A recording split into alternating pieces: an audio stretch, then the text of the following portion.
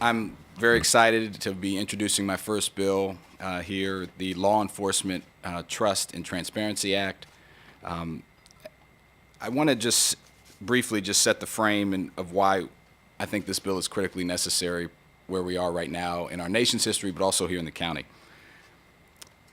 It starts with the fear, the moment in certain communities, particularly communities of color, when your heart races.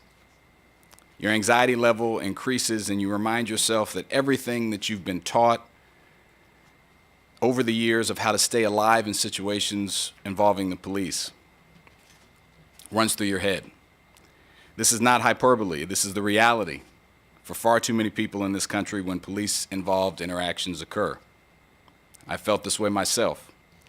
Many people will acknowledge the widespread racial inequities, and in fact, we heard about the very depressing and unfortunate data in our training, racial equity training this last week across the American criminal justice system.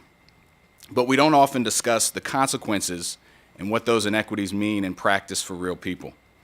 The reality is that data has overwhelmingly supported the fact that black people are much more likely to be shot by police than their white peers.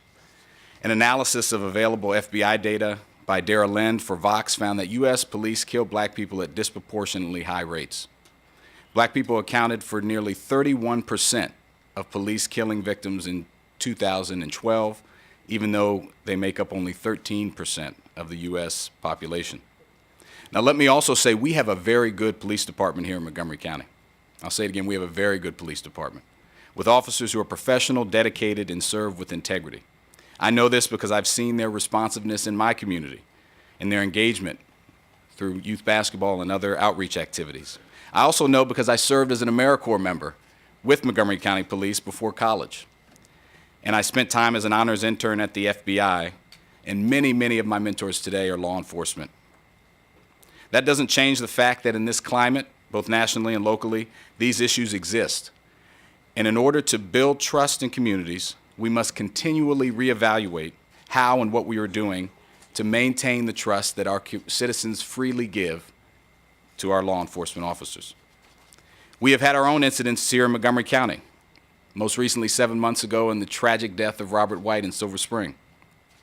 And while reflection is important after moments such as these, we are now tasked with the obligation of figuring out how to move forward, learn from these incidences, and turn a moment of anger, confusion, and frustration into an opportunity to make positive change in how we administer justice.